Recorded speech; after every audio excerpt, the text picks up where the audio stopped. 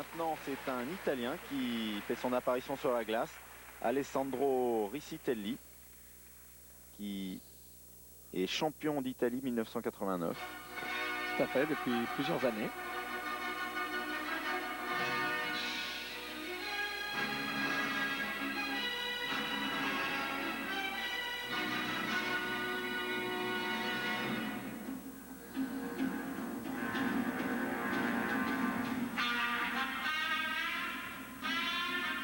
Il se prépare pour un triple flip.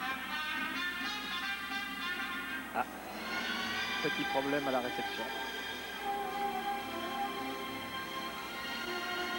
Il faut rappeler que en fait, chaque figure souvent est et le nom est donné en fonction de la façon dont l'appel est pris.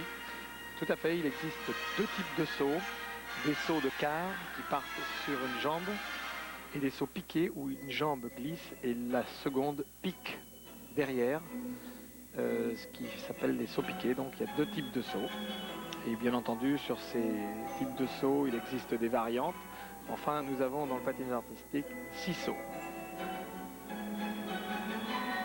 En voilà un qui va être saut piqué, le Lutz, qui est pris de dos. Vous voyez, le pied pique, tape la gaffe et le patineur, malheureusement, n'est pas au mieux de sa forme ce soir.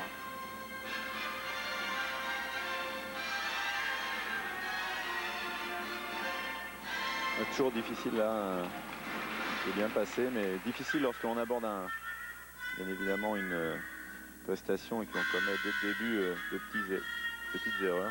C'est très difficile, c'est ce qui fait la force des grands champions, de savoir les jours où on ne se sent pas au mieux, être quand même capable d'assurer son travail. C'est la force des très grands.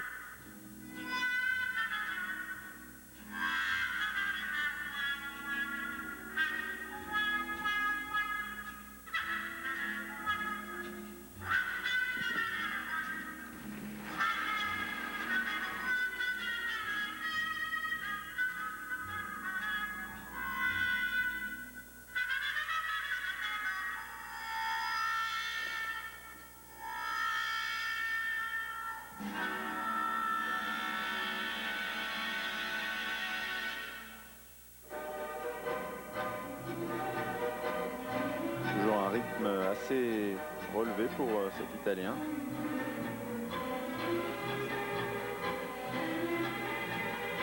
Patineur qui a des idées, vous voyez, qui interprète bien sa musique.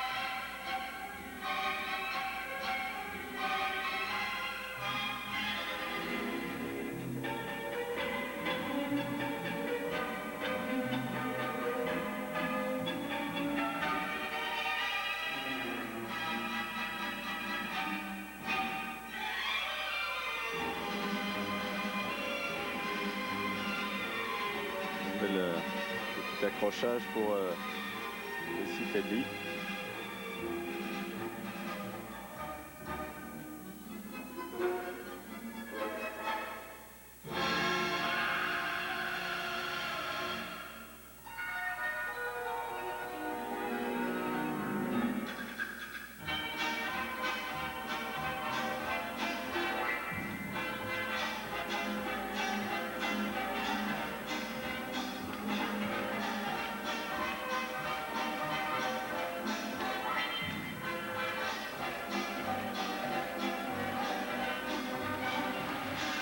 Lutz, fin de programme, il se ressaisit.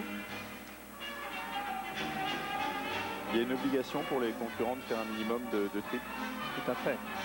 Notre technique est basée sur l'exécution et la difficulté des triples sauts, des pirouettes, des pas, bien sûr. Mais il est évident qu'à ce niveau-là, qu'est-ce que le public et les juges aiment voir, ce sont quand même des difficultés techniques, et la difficulté, c'est quand même les sauts.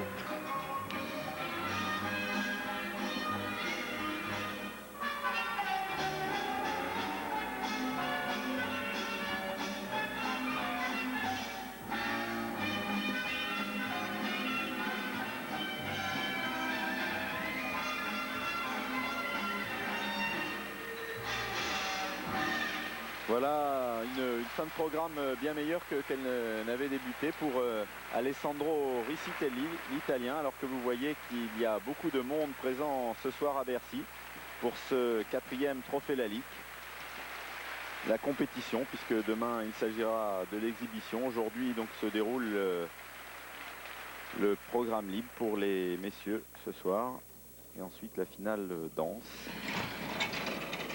Alors que nous allons tout d'abord voir les notes d'Alexandro Riticelli que l'on revoit ici au ralenti, Oui. et ensuite nous passerons un résumé un peu de la compétition dames qui s'est déroulée en début d'après-midi.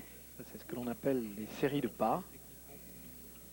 Le patineur enchaîne quart sur quart. Très difficile à réaliser.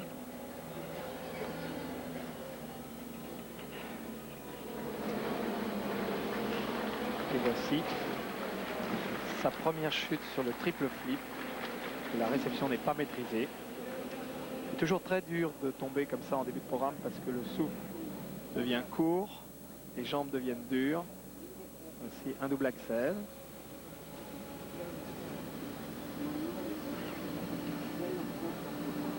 Voilà donc Alexandro Ricitelli. Le patinage italien se porte comment? Correctement. On ne peut pas dire que ce soit le top niveau européen, mais il a fait des progrès. Il y a une bonne patineuse. Voyons les notes d'Alexandre Ricitelli. Note technique tout d'abord. Ils sont faibles, peut-être par un manque d'ampleur aussi. Il manque un peu de vitesse et d'ampleur, mais il a fait ce qu'il pouvait. Je pense que sa deuxième note devrait être beaucoup plus haute que ça, logiquement. C'est le juge français qui lui a donné la meilleure note technique avec un 4,8. Note artistique maintenant avec, nous l'avons vu, beaucoup d'idées créatives de la part de ce jeune patineur italien. Voici avec son entraîneur, Madame Erdos, qui entraîne à Milan. Excellent coach. Vous voyez, c'est plus haut.